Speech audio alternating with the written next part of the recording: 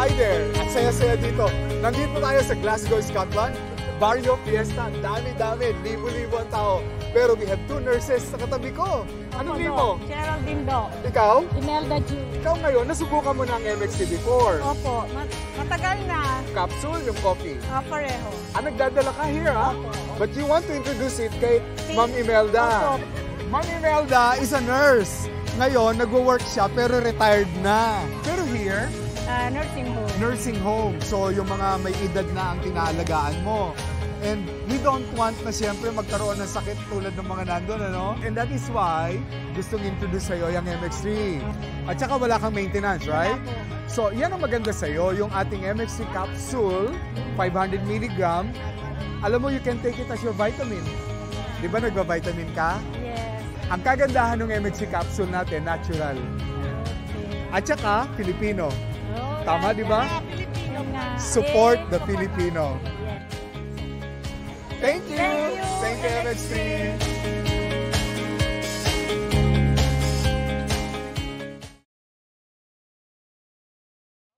Sa radio. My name is Lindsay. Makulit, pero may puso. Handang makinig sa mga kwento mo. Alam mo, feeling ko kailangan mo na siyang iwan kasi it doesn't make sense. Ang kwento sa lihim ng liham. Mahal kong Lindsay. Hello? I just want to share my story. Please hide my identity po. I am 36 years old. Meron po akong ex-boyfriend nung nagdadalaga pa lang ako. Hinanap niya ako sa social media, DJ Lindsay. At kinontak niya ako kasi nung naghiwalay po kaming dalawa, hindi kami nag-goodbye sa isa't isa. Hindi rin kami nagsabi ng mga dahilan at basta naglaho na lamang kami. Parang bula kung tawagin nila. Humingi siya ng tawad sa akin. At walang pagdadalawang isip, pinatawad ko naman siya. Pero ngayon, pareho po kami na meron ng mga asawa at mga pamilya. Ang pagkakaiba lamang po, meron na po akong anak at siya po, wala pa.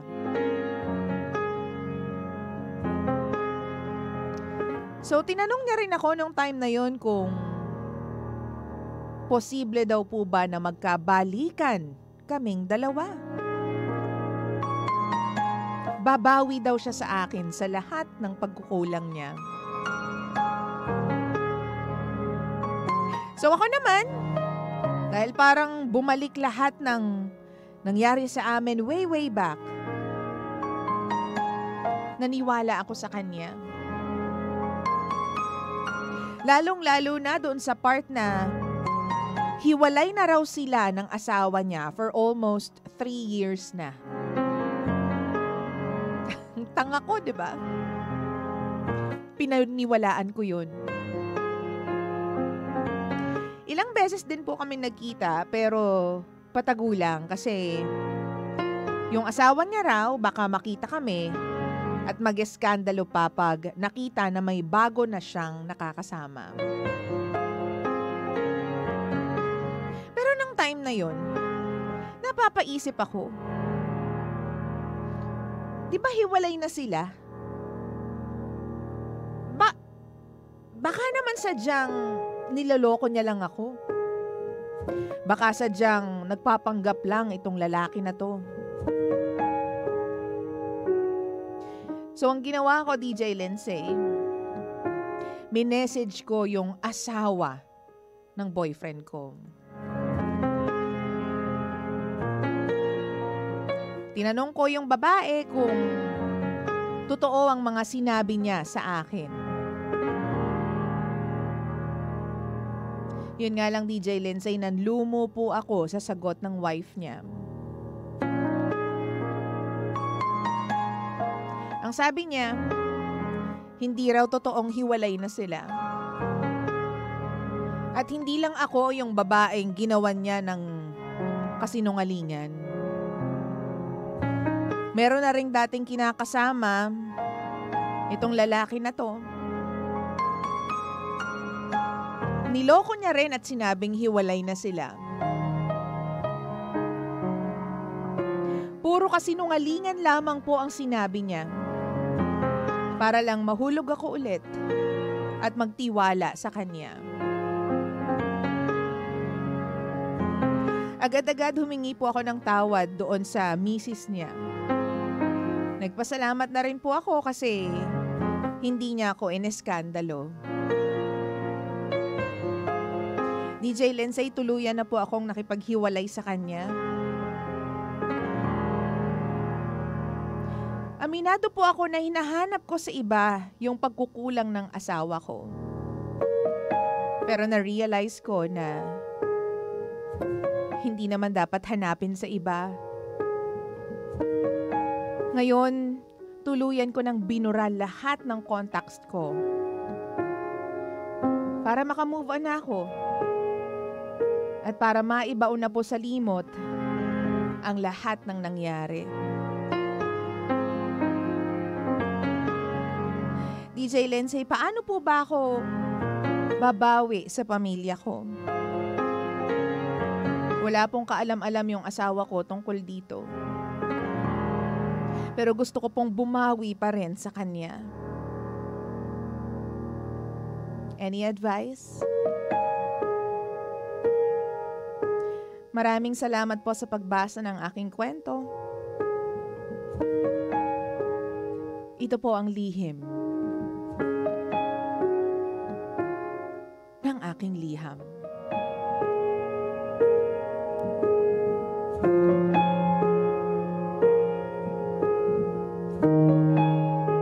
Lihim ng liham.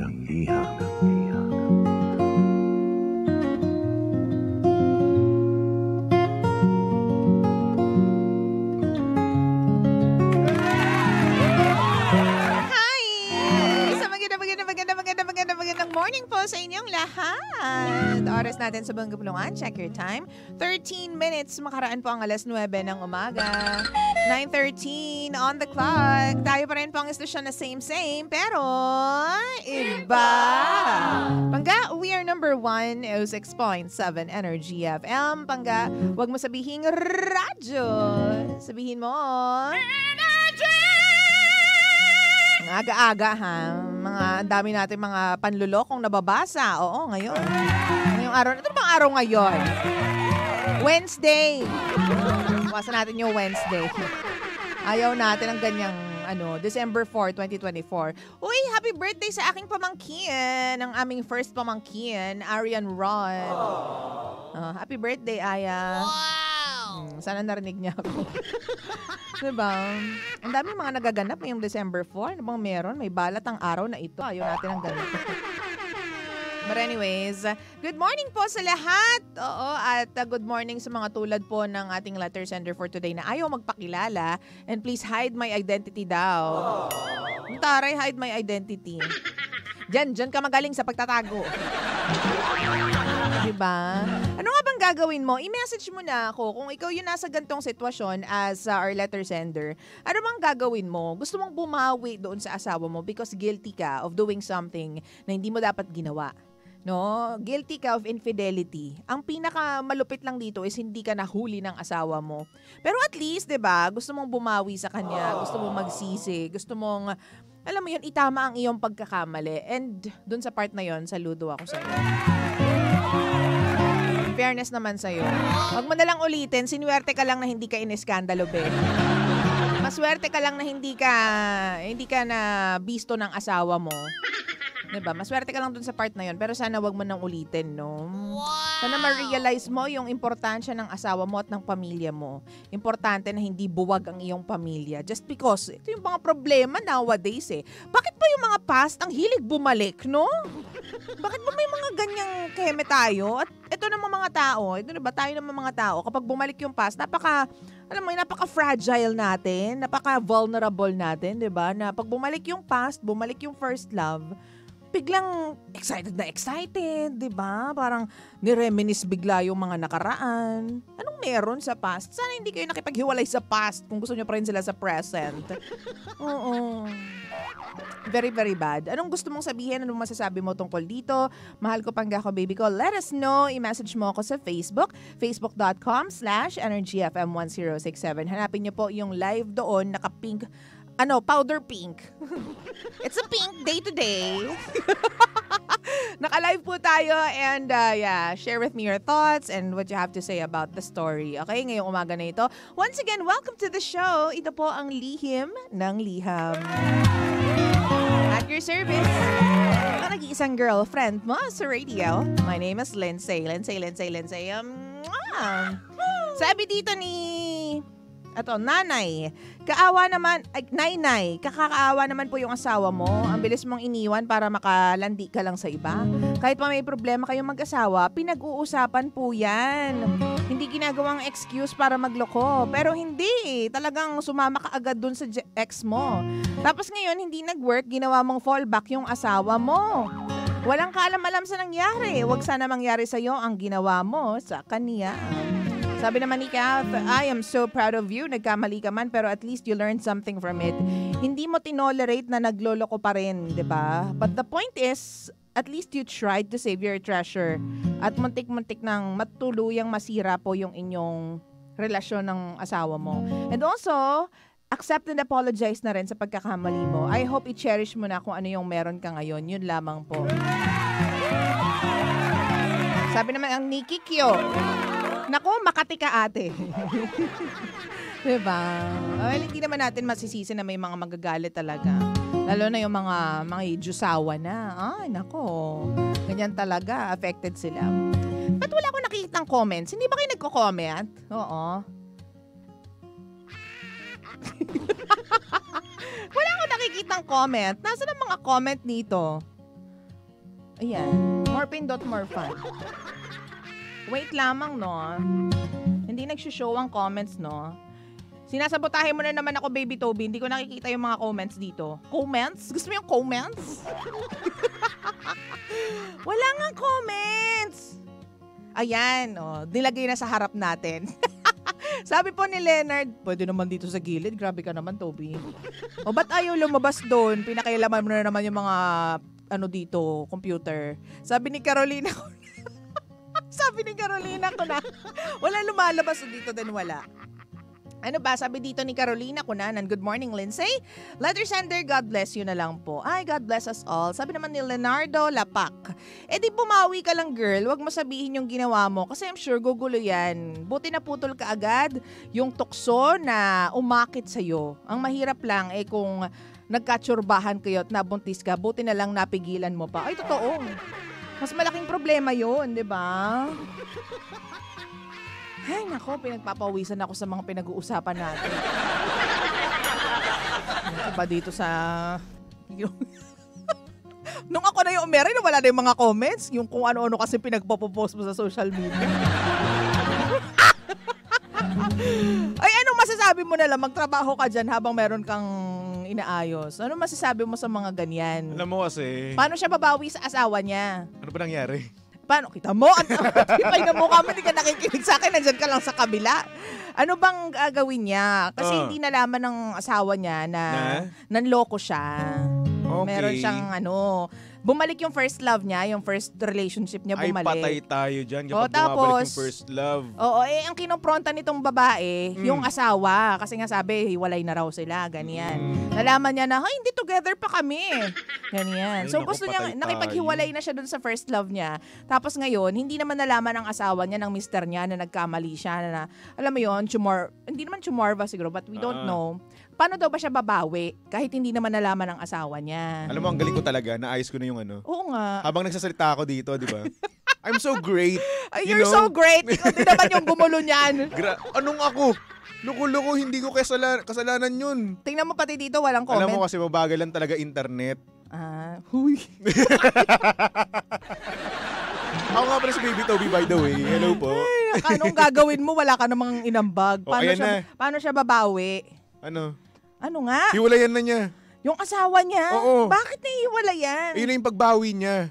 Kasi deserve ng asawa niya ang mabuting buhay at ng respeto. Hoy, hindi ganun kadali na makipaghiwalay agad asawa na yun. Hindi yung jowa lang. Madali yun. Grabe Oo, ka. madali yun. Kapag mag-asawa, dapat as much as possible, i-save mo yung marriage ninyo. Isi-save mo. May anak sila. Nanloko na nga. Oh, Sana patawarin. inisip mo. Patawarin. Sana inisip mo yun. Inisip mo sana yung anak mo bago ka nanloko. Ganon. Kasi alam mo naman yan eh. Diba? Alam mo naman na yung consequence ng panloloko mo, diba? So ngayon, kapag nanloko ka na, walang respeto sa asawa at anak mo. Ganon. Kasi alam mo sa sarili mo na masisira at masisira yung pamilya nyo kapag nanloko ka. So ganon. Okay, grabe ang gawin naman. mo pambawi, hiwalayan mo na lang. Sustentuhan mo na lang. Goodbye. Siya yung nanay. Siya ba yung nanay? Oo. Siya yung nagkamali. Okay. Akala ko lalaki. Tama. Hindi ka kasi nakikinig ko. Ano kasi nga. Kasi pinapanood mo si Malupiton doon sa likod. Bossing! Nasa buhay-buhay, bossing! Ayoko sabihin yung lagi niya sinasabi po kung wala na ako ng lisensya. Wag yun. Goodbye. Okay, thank you sa pag-aayos dito. Sige na. Bye-bye. O diba, huwag kayo naniniwala dyan kay Toby. Chinacharot lang kayo niyan. Sabi naman ni Jaylee, easy, straight to the point po si Baby Toby. Oo, nakakayamot, diba? O, sabi ni Kasmot, gaya nga ng palagi kong sinasabi, wala akong pakialam sa relationship ninyo, basta maghapon ako nakatutok sa energy app. Uy, thank you Okay Wait, sabi naman po dito ni Darwin, ang asawa mo naman ang nagumpisa ng panloloko. Gumanti ka lang. Yun nga lang, mali ang ginawa mong paggaganti. Forgive yourself na lang at mag-focus ka sa anak mo. Sabi na ni Deputy Khan, hello DJ Lindsay, good morning. Nasa banyo po ako kanina. Pwede po ba from the top? God, from the top? Grabe. Sabi naman ni David, Pascual, pa-shoutout naman po sa driver technician namin sa Converge, si Elmer Cruz. Hello, kamusta ka naman dyan, Elmer? Mabuhay ka, Elmer, hanggat ayaw mo na. Sino pa yung mga nandito? Wait lang ha. Magbasa tayo ng mga comments dito. Yung mga pangga natin. Sabi ni Gladys, yes, wala namang mali sa nararamdaman natin. Pero as long as kaya natin iwasan na lang dapat natin agad. Lalo na may mga taong masasaktan at maaapektuhan. Mali yung ginawa mo pero kaya mo pa rin isave yung relationship ninyong mag-asawa. Hindi maitatama ng mali ang isa pang pagkakamali. That is so true, girl. Galing mo dyan. Sabi ni Gayla, matutong makontento sa asawa, iwasan makipag-conflirt sa iba. Conflirt? Communication flirting? Yun ba yun? Sorry na. That is so Gen Z ha, yung mga words na ganyan. So yun na nga. Pero alam mo ako, masasabi ko lang, hindi ko alam kung makakatulong na aaminin mo sa asawa mo na nagkamali ka kasi magiging isang malaking gulo pa yan eh. Siguro, kung ako yan, ipagdarasal ko na lang at magsisisi na lang talaga ako. Babawi ako sa lahat ng paraan na alam ko. 'Di ba? At hindi, yun na lang yung pinakabawi mo, hindi mo na gagawin yun ulit sa asawa mo. Kasi sabi nga ni Baby Toby, hindi niya deserve na maloko ng ganun. Lalo na kung matino naman talaga yung asawa mo, 'di ba? Oo, walang kahit sino po sa atin ang deserve na maloko. 'Di ba? Tapos kapag may mga bumabalik po from the past, ilak niyo yung pintuan ninyo. Oo. Alam mo, nasa sa iyo din yan eh. Kaya, ang tawag dito, nakapasok siya sa buhay mo kasi pinabayaan mo. Winelcome mo with open hands. Kaya ganyan yung nangyari, na-stir up yung relationship ninyo, na-stir up yung marriage ninyong dalawa. Diba? Kasi, para saan ba? Bakit ba kung bumalik yung ex mo, mag-usap kayong dalawa, pero hindi to the point na, diba, magkakabalikan din kayo ng feelings. Wow! That is so immature. Immature? Arte. Hindi, 'di ba? Alam mo that will lead to another 'di ba? Alam mo na may pupuntahan na hindi kagandahan 'yan. Lalo na nung tinanong ka, pwede ba nating ibalik ang nakaraan? Pwede ba akong bumawi sa iyo? Para saan? May mga pamilya na kayo, utang na loob. Hindi na kailangan bumawi. Matagal na dapat natin nakalimutan 'yan. 'Di ba? Matagal na tayo nag-break, may asawa na. Yung pagpapakasal mo sa ibang tao, is closure na yon itself. Hindi nyo na kailangan bumawi pa sa isa't isa. Tigil-tigilan nyo ako. O yan na, modus ka tuloy. Ginagawa niya pala yon noon pa. Diba? So biktima ka rin. Na isama ka tuloy sa collection niya. Yun lang, diba? Kawawa ka naman, Day. But anyways, choose mo lahat ng i-face mo na battles and challenges in life. Kasi yung mga haharapin mo naman talaga na challenges yung mga pinipili din naman natin yan, di ba? Ikaw din naman ang pipili ng sarili mong, alam mo yun, maze sa buhay. Di ba? Kung ano, magiging masaya ka ba, magiging malungkot ka ba, mas pipiliin mo ba yung magulong buhay o mas pipiliin mo yung tahimik? Di ba? Tahimik. Anong tahimik? Diba? Mas piliin natin yung tahimik. Mahalin natin yung mga taong nagmamahal sa atin. And suklian natin ang pagmamahal, yung mga pagmamahal na ibinibigay sa atin. Kasi hindi mo alam kung, di ba, kung ano yung mga sinasakripisyo ng asawa mo para sa marriage ninyo dalawa. Para sa pamilya ninyong dalawa. Wow! Sabi ni Jeric, feelings are valid but behavior and your actions are crucial. Merlin, Descatamento, anong pinaggagawa mo dyan? Si Grace Lasal, itago mo na lang ang pagkakamali mo tapos mag-focus ka na lang sa family mo. Kalimutan mo na yung ex mo at harapin mo na lang ang kasalukuyan. That is so true. Baon mo na lang yan. Baon mo na lang sa limot yan. Diba? And maging straight ka sa pamilya mo. Yun na lang talaga yung magiging bawi mo sa buhay na ito. Mga panggalagi po nating tatandaan na lahat po ng mga pinipili po nating desisyon sa life ay meron pong katumbas na consequence, di ba? Kung gusto mo maging masaya, ito ang dapat mong piliin. Di ba? Pag ito yung pinili mo, ito yung mangyayari sa'yo. At alam mo naman at hindi mo kailangan maging matalino para malaman na kapag pamilyado ka na, hindi ka dapat nakikipag-usap pa sa mga tao from your past. Lalong-lalo na from your ex-boyfriend na feeling ko hindi mo pa makalimut-kalimutan. It doesn't take to be, it doesn't, you don't have to be Einstein para malaman na mali yung ginagawa mo na yon. Okay? Ay, nako, yung mga pagbabalik na pag-ibig na yan. 9:28 in the morning. First Cousins with the song Muling Ibalik. Dito lang po yan sa Lihim ng Liham. Sa 106.7 Energy FM. Wow! Kasama pa rin po nag-iisang girlfriend mo sa radio. My name is Lindsay. Lindsay. Tutok lang. 9:28 on the clock. Woo!